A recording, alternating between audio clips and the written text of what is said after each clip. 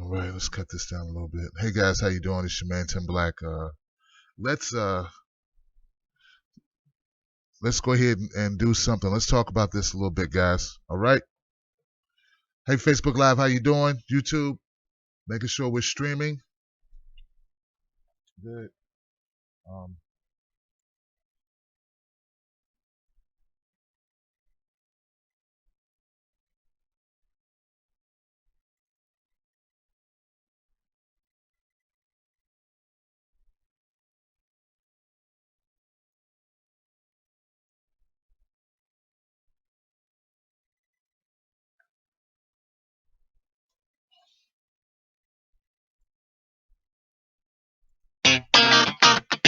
Tim Black.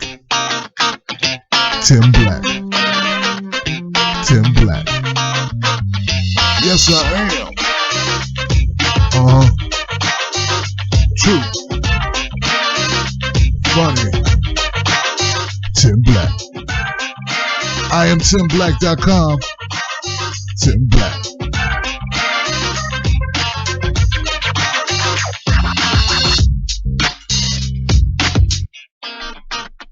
Tim Black. All right, guys, how you doing? Welcome, everybody. My name is Tim Black. Welcome to the Tim Black Show. This is a progressive news show. All right, this is the afternoon show, guys. I know it's getting late. Just trying to really figure out the best way to approach the situation that we're all looking at, what we're facing here with the shooting that occurred in Dallas yesterday. And I feel that this was extremely a moment for us all to take a little step back for a second and like kind of reevaluate. And especially for me, I have a responsibility in that regard. So let's do this, guys. What I'd like to do is let me minimize some of this stuff here. Facebook Live people, good to see you. Good to see you all. Hope that you're all safe. My friends on YouTube as well. Hopefully the whole wolf pack is intact. So let's just keep it 1,000, guys, because there's a lot of talk been going on. I've been on Twitter. I've been very active. You don't follow me on Twitter, you should. We keep the conversations going. I'm never off. Like, if I'm not doing a show, I'm on social media somewhere. I'm doing what I do. Okay, so it's a full-time, never-ending gig. So you'll find me somewhere. So if I was tweeting throughout yesterday's ordeal, and I was supposed to not be doing it, but I was doing it because how could you not do it? So we know that the man, the shooter, his name is Micah Xavier Johnson, killed 5 officers. We have a number of wounded. I think the number of wounded was at 11. There's a lot of information out there regarding this. I want to tell folks this, as we go through this, tonight will be a show where people can call in, and I think that's going to be very therapeutic. We know it's Freedom Friday, so that's perfect, right? People will be able to call in and get stuff off of their chest. We can talk about best course of action. But I think today's show, we're going to have to put Hillary on the back burner a little bit.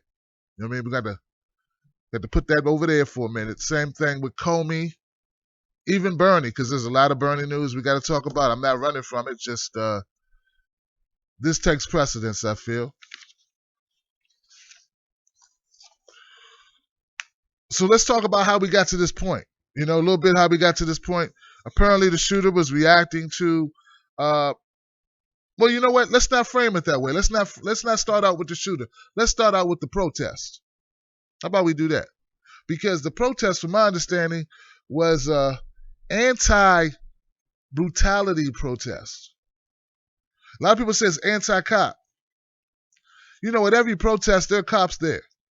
Every protest that's, not every protest, but this protest, there were cops. So it's not anti-cop, it's anti-police brutality, anti-brutality protest. That's a different story. And when I hear a lot of people who bash Black Lives Matter for that, like, like I have an organization myself. It's called Tim Black's Wolfpack. See, that's what I have now. Am I responsible for everything that everyone in Tim Black's Wolfpack says? So that's why I'm always hesitant to like jump into blaming groups of people for what people do within that group, especially when you don't need, like, there's no induction.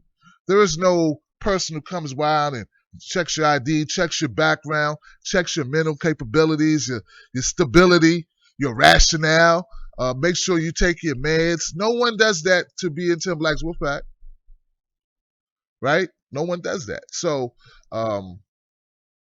that's why I'm always hesitant. You understand where I'm going with this? So I'm hesitant to blame a whole group of people. Though I will tell you this, I feel like this is the last straw for Black Lives Matter from a PR standpoint. And now it's time to start new organizations. Now it's time to just take it and just do something else. All right, and I'm going to go on the record and say that. And believe me, by me saying that, that's not to appease anyone. That's just how I feel. And I could take a lot of heat for it, and I don't care. It's just what I think needs to happen at this point. Because you are a target at this point, and this is becoming something that's counterproductive now. Okay, so now this is where you got to be big and say, you know what? What's my objective? You understand what I'm saying, guys? Now you got to say, what's my objective? All right? If this was me, it wouldn't be Tim Black's Wolfpack anymore. It would be something else. It'd be Sunflowers, or it would be something else. The Rebuilders, or something. It would be something else we would have to be. That's what I would do. So that's my response to Black Lives Matter in regard to it. I think it's a response more people should take. I think you got to have guts to say that, because you will get shunned by a lot of people in the Black community for saying that. But look, man, you're not helpful if you're not willing to be dissed. You can't help people and then be worried about people being upset with you. You can't do both. You can't be a get along and actually help people along. So let's do that. Okay, so, but that's where it stems from, right? So they're having this peaceful rally. We know what the rally was in regards to. It's in regards to Philando, Castile, Alton, Sterling, and anyone else. Their names they're names that are not readily just popping in my head recently of violence, police interactions where victims end up dead, or we have dead victims. So however you want to frame that, whatever your politics is on that, okay, so that's what it was about. Another thing that I found troubling, guys, is that there were people who were blaming the people in the march when the people in the march didn't do this. They're afraid too. They're running for their lives. So that's the other thing people are not getting. The people at the march are running for their lives. So obviously they didn't do it, because why would you be in the way? So this wasn't some covert action. But if you and I want you guys to do me a favor, and I don't always do this. I say things about people. I would like to urge anyone who subscribed to Alex Jones, leave that guy alone. Just leave Alex Jones alone. Leave him alone, okay? Because he's a hate spreader, and we don't need that. Him, this guy Joe Walsh, these guys are horrible. They profit off of what? They profit off of fear, just like some political parties do, just like some politicians do. They profit off of fear, anger, hate. It's like little Trumps. They're just little Trumps running around. We don't need that. All right. Because that's what he was doing. So I strongly urge you to just drop your subscription to Dude if you got one. That would be nice.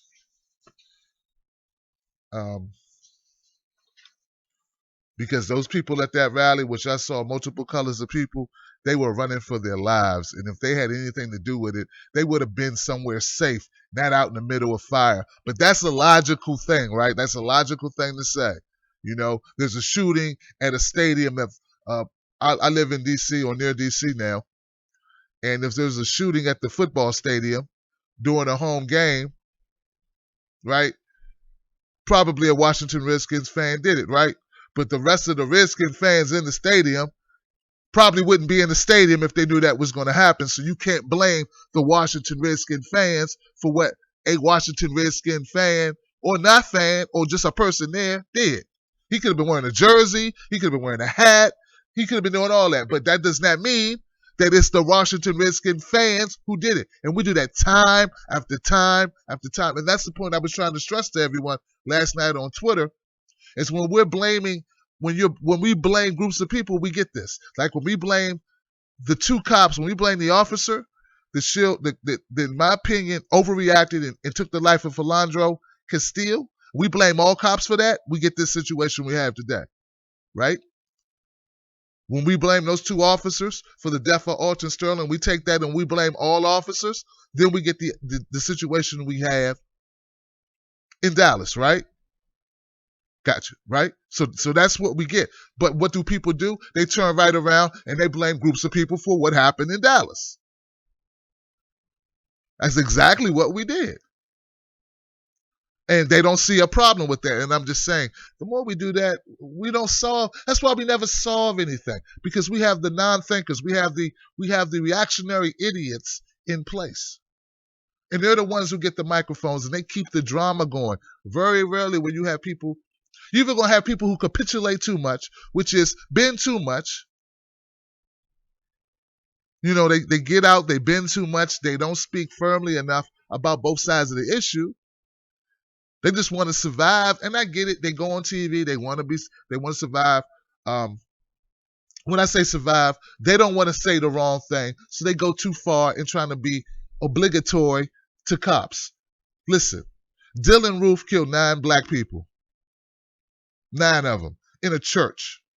I know that's not the same thing. I know what happened last year. I understand. But understand this.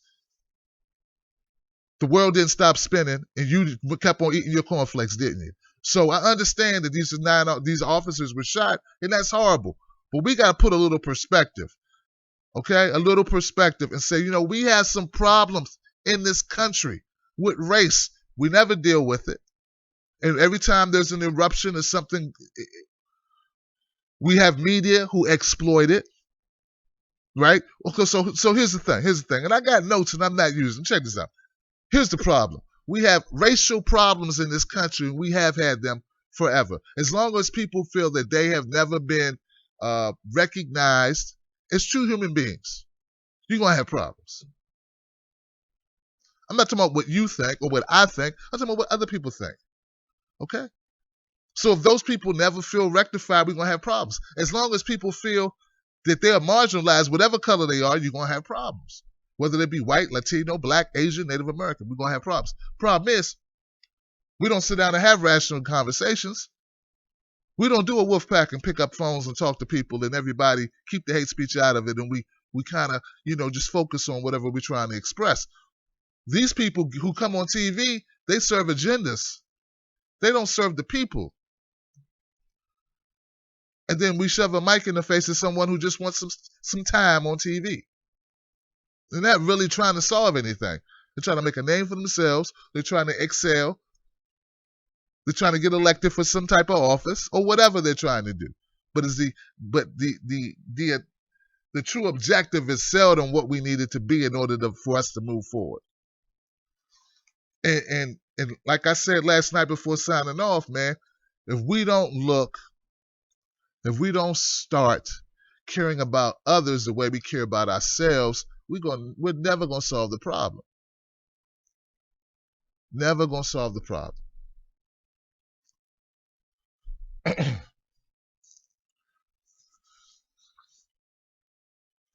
Let's talk about this guy, Micah Xavier. Everyone wants to know about this guy. I want to know about him. I'd like to know more about Dylan Roof, wouldn't you? We'd all like to know about our killers, right?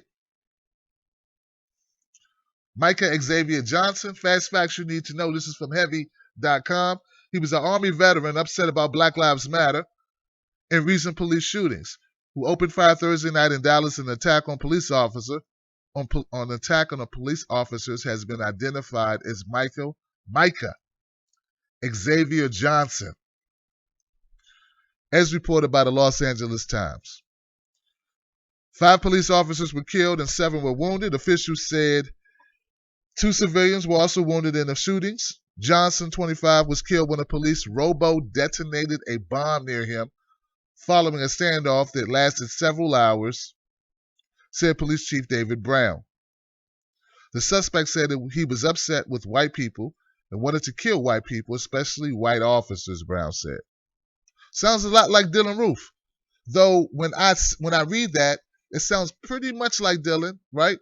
But when I read it and I think, okay, then I look at like an Alex Jones posting on my Twitter, right?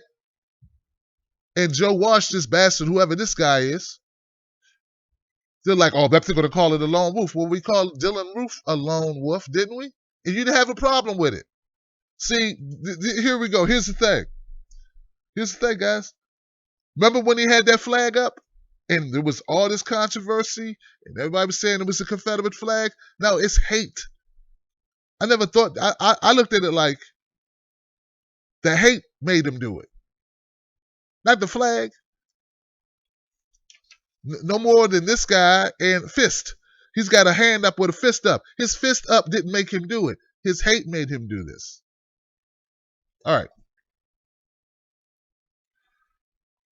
You hate a group of people who you don't know, and you hate everybody in that group. Yeah, you got problems. I don't care who you are. And I don't care who hears that. They need to hear it. Put that on loudspeaker. It's not clear if there were any other gunmen or whether other people taken into custody by police were involved in the shooting. Police initially said 2 snipers positioned themselves in triangulated locations to fire on officers from elevated positions. The gunfire began just before 9 p.m. while peaceful rallies were held by Black Lives Matter in response to recent controversial police killings of black men in Louisiana and Minnesota. The gunman was then cornered in El Centro College in downtown Dallas. The former soldier told police he was not affiliated with any groups. He did this alone. Realize this was a standoff. So they exchanged. They were trying to talk him down. They were trying to negotiate with him. A negotiation went on for some period of time. Perhaps they will give us more information on how long that negotiation took place. After the shootings in downtown Dallas, the gunman, identified as Micah Xavier Johnson, holed himself up inside El Centro College in downtown area of the city. He told police he was not affiliated with any groups, and he said he did this alone. The sources told the LA Times that Johnson had no ties to terror groups and no known criminal history. He lived in the Dallas area, and he and his family members living in Mesquite, Texas, east of Dallas, the newspaper reports, citing federal law enforcement sources. A black SUV was found at the scene, registered to Delpine Johnson, who was Micah Johnson's mother. According to Facebook posts and public records, NBC Dallas Fort Worth reports live helicopter videos from the news station show police at her home in Mesquite. Johnson served in the U.S. Army Reserves. Details about his service were not immediately available. All right, we get into it. You're having, right now, you get more information than most people who are walking around their office or who are walking down the street or who are talking to friends who don't really know any facts. So those are facts about Micah Xavier Johnson. Johnson told police negotiators the end is coming. Yeah, for you, Johnson. Just you. And said he wanted to kill more officers, according to Brown. Police said after several hours of negotiating with intermittent exchanges of gunfire, the suspect was killed by a bomb-wielding robot. We tried to negotiate for several hours. Negotiations broke down. We had an exchange of gunfire with the suspect, Brown said. We saw no other option but to use our bomb robot and place a device on the extension for it to detonate where the suspect was. Other options would have exposed our officers to grave danger. The suspect is dead as a result of detonating the bomb. The suspect did not shoot himself, despite reports. He wanted to kill officers, and he expressed killing white people. He expressed killing white officers, Brown said. He expressed anger for Black Lives Matter. None of that makes sense. None of that is legitimate reasons to do harm to anyone. So the rest of it will be just speculating on what his motivations were. We just know what he said to our negotiators. Police have not said if any bombs or suspicious items have been found. He said we will eventually find the IEDs. Right. The shooting came a year and a month after a man angry at police opened fire at the Dallas police headquarters. He fired several shots at the building, but no one was injured. The man, James Boulware, was driving an armored van and was later chased down by police. He was killed during a standoff. So this is the man I'd heard about. His Facebook page includes a Black Power poster and the Pan-African flag.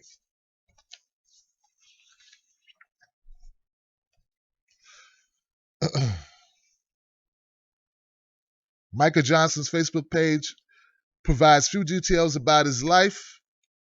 In May, he posted a Black Power poster. Johnson posted a photo with Professor Griff of a Public Enemy, taken at what appears to be an autograph signing in April.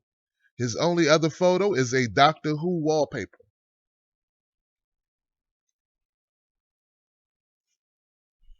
His birthday was July 2nd. Johnson's sister posted on Facebook on Friday that his name was made public. I kept saying it's not true. My eyes hurt from crying. Why him? And why was he downtown?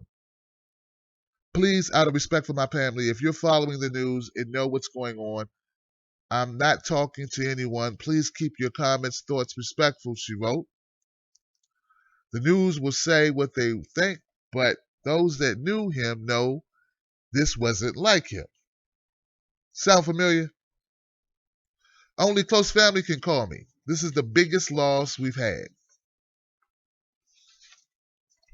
The chief says if anyone else was involved in the shootings, we will find you and we will bring you to justice. Police are still trying to determine how many gunmen were involved in the attack. Chief David Brown said they will continue searching and investigating until they can be sure no one is on the loose.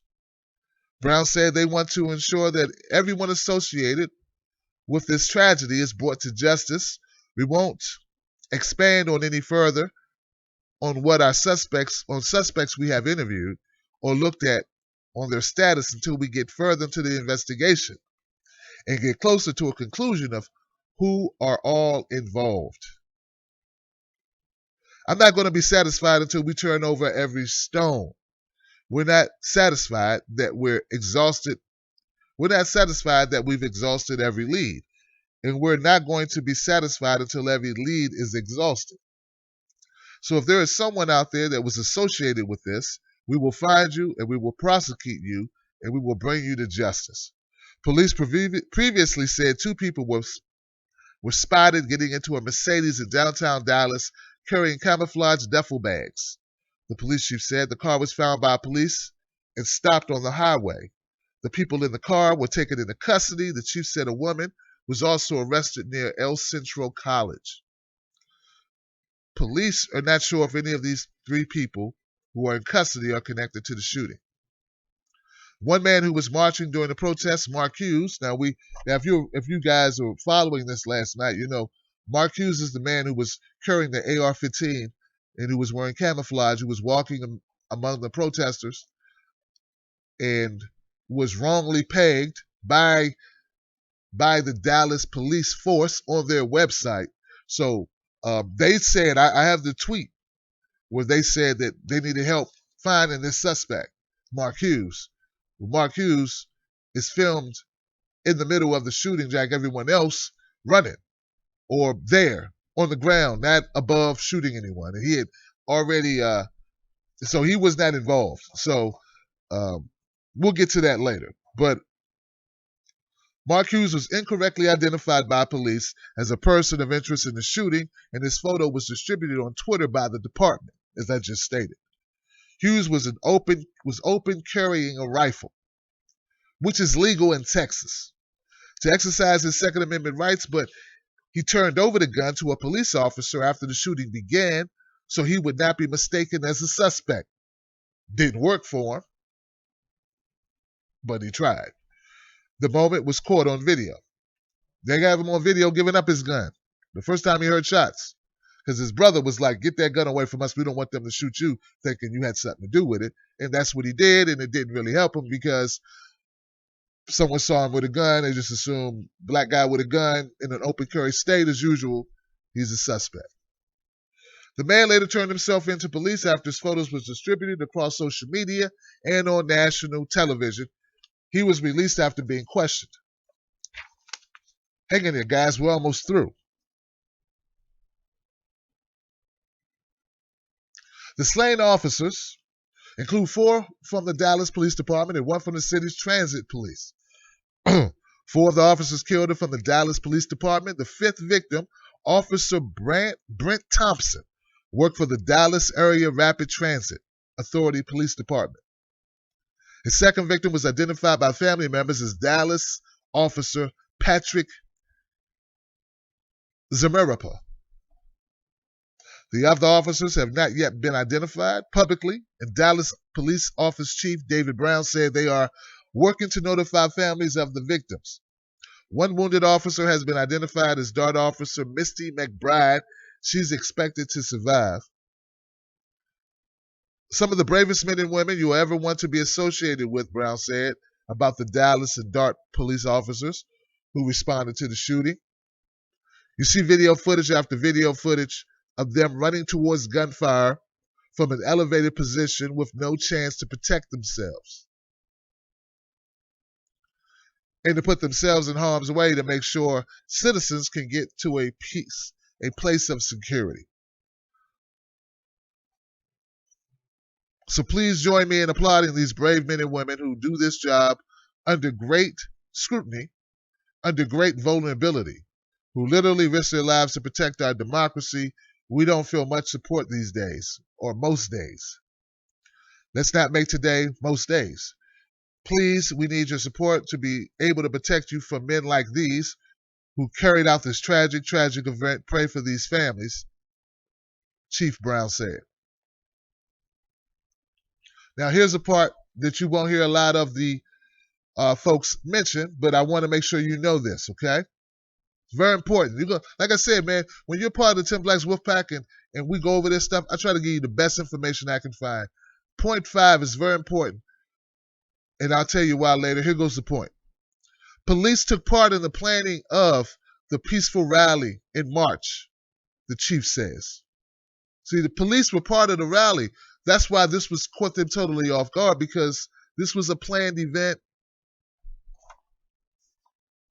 The shootings came during a peaceful rally in March in response to 2 controversial police shootings of black men that occurred this week. This rally began at 7 p.m. and was set to end at 9 p.m. The shooting occurred just before 9 p.m. Shooter knew this. Alton Sterling was fatally shot by 2 officers in Baton Rouge Louisiana, on Tuesday. A day later, Philando Castile was killed by police during a traffic stop in Falcon Heights, Minnesota. Parts of both shootings were caught on video that spread quickly across social media. Investigations into both these shootings are ongoing, and no officers have been charged. Dallas Police Chief David Brown said he and others in the police department participated in the planning. Officers were posing for pictures with marchers. So that's something you're not going to hear Alex Jones say. I'll repeat that. Let me just repeat that for Alex Jones, Joe Walsh, any other haters out there who just go to, I don't know what website, Stormfront, I don't know what websites you use, Drudge Report, Garbage.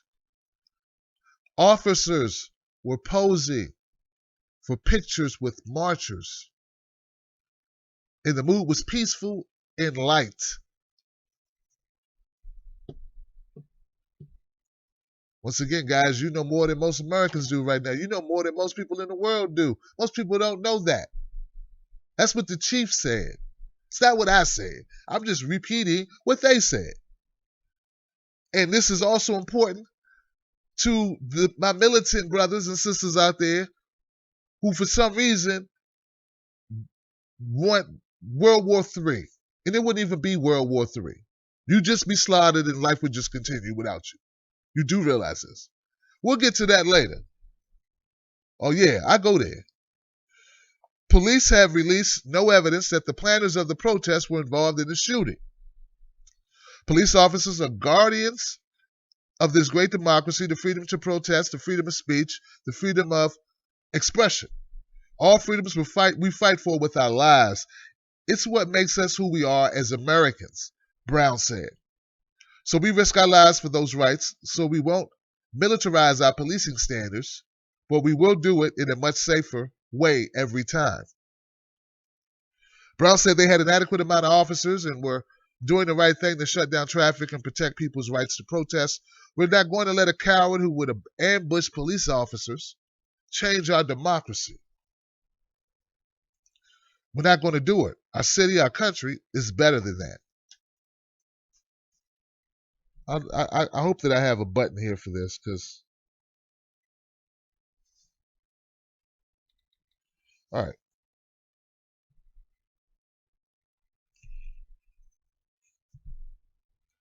All right. So that's a lot of reading. I think it's important though, because within that article from heavy.com, there was a lot of information that when I cut on my TV this morning, I didn't hear them talking about.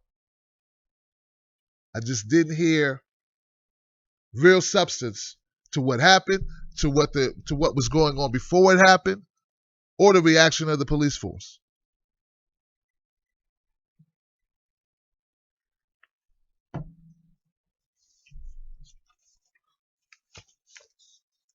Now I want to say this, guys, and I'm almost done. Almost done. I want to say this. Truth tellers, people willing to speak honestly about what's going on in this country when it comes to law enforcement, when it comes to citizens, you need to stand up. You also need to think about what your objective is. See, I make no bones about it. My objective is to bring people together. That's my objective. That's the standpoint I come from. All right? So I want to bring awareness to issues, but at the end of the day, that's what I want. People need to think about what their real objective is. And it's our job, guys, and I hope that you share this. Please share this, because more people need to hear this message that I'm delivering today. People need to know it, okay? They truly need to hear this. You need to examine and be a critical thinker of what people's objectives are when they're putting information in social media. The why is important. And what's the result of the action? What the result of this action? What result are they looking for? Very important. I hear a lot of hot rhetoric, right, from a lot of people. But what is their intention? What do they hope to glean from it? What do they want you to do? I make no bones about it. I have a diverse audience, right? I want to bring people together. That's my platform. That's what I speak about. When you partake in other media that is divisive, you're working against the ultimate goal if your goal is peace. You can say violence begets violence. We don't need to shoot officers in the back who had nothing to do with Philando, Castile, or Alton Sterling, and still be a upstanding black man with a backbone. You can do that. You do not have to succumb to peer pressure from people who are really not your peers. Because if we don't have the same ideology, whether we have the same skin color, does not make us peers. We are peers when we think the same, when we share the same ideology, the same concepts of what our goals are. That's what makes us more the same. Not our pigmentation.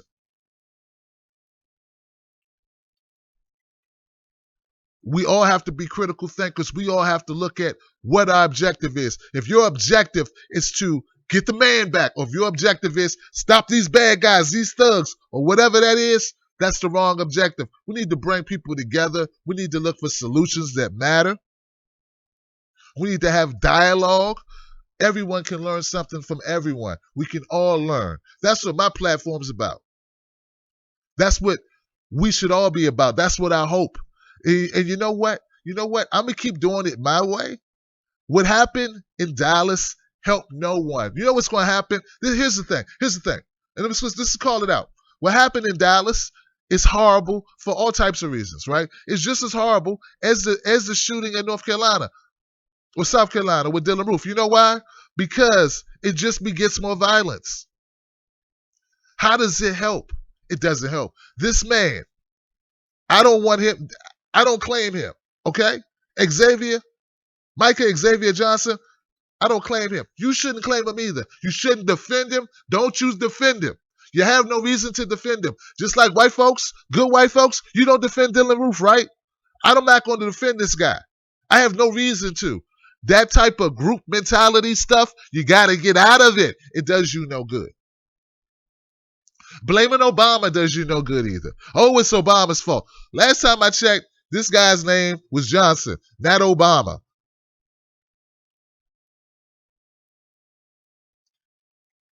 I can no more blame Obama for this. You can no more blame Obama for this than you could blame Alex Jones for Dylan Roof. Or David Duke.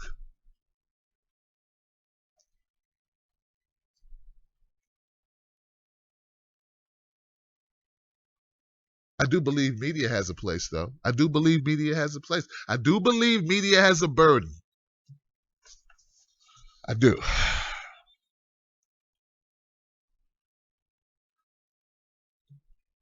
Because the way that we react, the way that we treat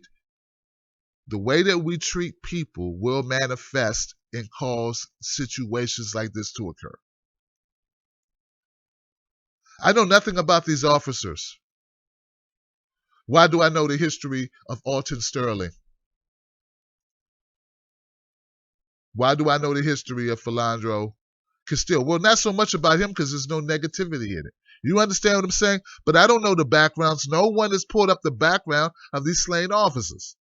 And I can say that and still say I'm for peace because it's the truth. And we need to look at the way we report. Get it? It's like, and I'm going to go there. It's like George Zimmerman. Think about the psychology of you come on the scene, a 17-year-old kid without a gun is dead, and the first thing you do is you don't run a breathalyzer or background check on the shooter. You run a background check and a breathalyzer or search the dead guy. It's crazy. So when you look at it like that, it doesn't make sense. And that's what we do. But until we look at the true problems with race that we have in this country, we're never going to get anywhere. That's what I'm saying. There's a reason why they did that. And it's because people had this disease, I believe. I believe that racism is a sickness. I believe systematic racism is a system. I believe that it's a sickness, a system, and we have to do more to combat it. So you can speak of peace, you can speak of unity, you can speak of understanding, but you can also keep it real at the same time. And you don't have to fan the flames of hate. You don't have to tell people to hate. You don't have to applaud this. You don't have to do that either. People need to start taking responsibility for their actions. All of us. This guy, he's gone. This man is gone. We don't need more of him. We don't need more of this. We don't need more of this. This helps no one. Now what you have is more jumpy police, which is the exact opposite of what I say we need. Which is exactly when I did my video 2 days ago when Alton Sterling was shot, a day ago when Philando was shot. Jumpy police is not what we need. What do you think the ramifications are of this? I know if I was an electrician and a friend of mine got electrocuted yesterday, I'd be a little bit more cautious, a little bit more, right, on guard, right? So what do you think the result of that's gonna be? So how does that help anything? So any idiot you see posting crap like this, just unfriend him immediately. Get away from him. You don't need that type of toxic stupidity around you. Once again, intention. What are you trying to do with this? How does this help the situation? What does this do for us? Motivation. What's your motive? What are you getting out of this? What are you trying to accomplish? These things matter. And I can't change the internet and I can't change the world, but I think I have a little bit of influence with the people that watch me that actually take what I say and think about it. Because I don't control nobody. I just give you some things to think about from what I think. You give me things to think about. It's a give and take situation. And I just hope that you think about the people you socialize with. Are they on the side telling you, well, black people do this and black people do that? Maybe you need to think about distancing yourself from those people. And are you on the side of people who are going, well, that's what the cops get? And well, you know what? You need to think about distancing yourself from those people. Before I go, I do want to talk about Marcus. I think his name was Marcus. Mark Hughes, right? Mark Hughes is the man who was open carrying in Texas, in a state where you can open carry.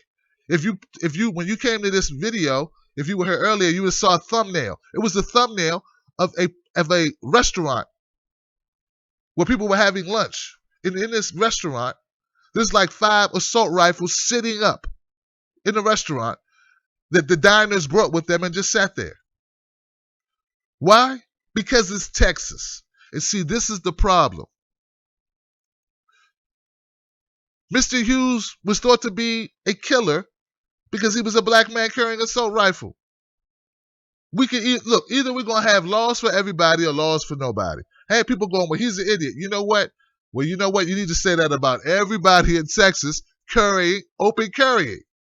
And since the law is they can do it, then no one's an idiot. And if you want to change the law, say the lawmakers are idiots.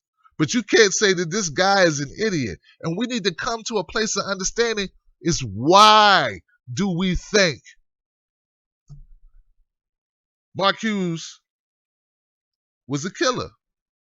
And will we think that in other circumstances if he was a little bit lighter skinned? These things matter because unless we start being honest, we ain't going to solve anything being dishonest, guys. And once again, I'm not hearing a lot of talk about that today. I mean, I'm seeing it in Black Twitterverse. Little enclave of black folks on Twitter who kind of congregate to themselves about black issues. They're talking about it. The rest of the world not talking about it. To bring up race is not to be divisive. It's all in the manner in which it's brought up. But if we don't talk about things realistically, if we can't be open, we can't have a dialogue, what do we accomplish? Well, we sit around wait for the next Dylan Roof. That's what we do. We sit around wait for the next Dallas massacre. This is the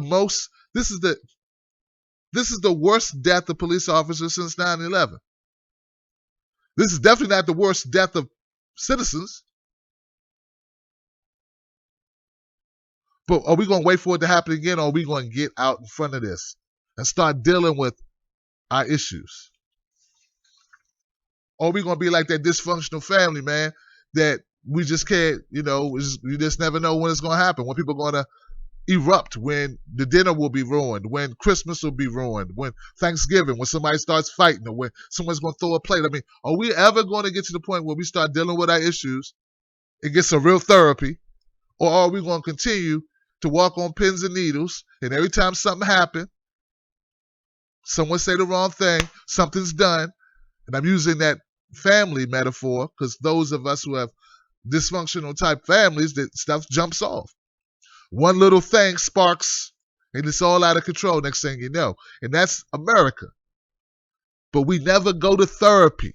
All we do is put a Band-Aid on it, talk about one another, just like some families do, and go about our business. Go home.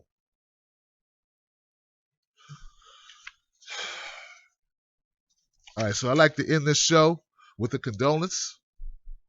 And that ain't even good enough. That's not. Being a cop is a job.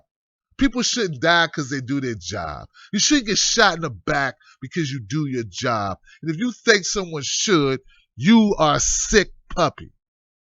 All right? No one should die because they did their job. Nobody should die because they were driving their car. No one should die because they reached for their license. No one should die over CDs, loose cigarettes. It's a lot of nobody should die because of, right? But let's talk about this issue here. Let me just pay more respects. Let me just say, I'm sure many of us, if my thoughts, right? My thoughts are with the families. As a dad, my thoughts are with the families, with the fathers of these men. As someone's son, my thoughts are with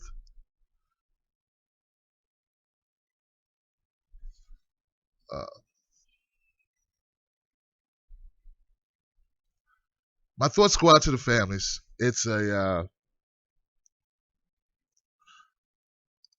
pointless. It's senseless.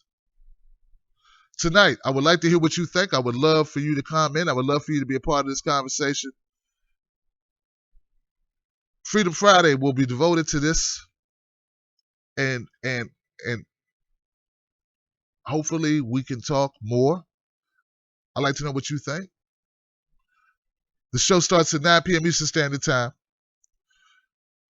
Go to IamTimBlack.com. Please share this video. Also, be there tonight. Phone number is 323-870-4064 if anyone wants to write it down so they don't forget for later. If it's the first time you've heard of this show, please.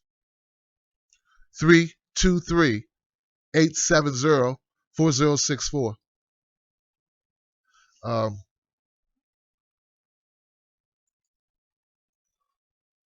I'd love for you to be a part of the conversation tonight. Excuse me. That's really all I have, guys. I think that's it. And look, I know some things I said, some people may disagree with it. But the thing is this: what's my intention? Right? What do I get out of it? What's my intention? What's my motive? Or what's the goal? Once again, that matters. Hope you take it all in the spirit in which it was given. I'm Tim Black. I see you tonight. Don't fall for the banana in the tailpipe. They're going to try to divide us up even more. They're going to try to create this. They're going to use this. They're going to talk about this all weekend. And will it be to help us or will it be to divide us? Will it be to score political points or will it be to unite us? Or will it be to divide us? Will it be to get more ratings or will it be to unite us or will it be to divide us? Look at the reason behind the action. And if we allow this guy, Micah Xavier Johnson, to divide us, then he's still doing damage to us beyond the grave. Get it? All right. and look, and we should not allow that. We can't allow that. I got nothing else to say. You take safe, you be safe, take care. All right. I'll see you. All right. Thank you guys for tuning in. I appreciate you. Good, Chris. Tune in. Heather Ward, and look for the story they're trying to hide. I don't know. All right, guys.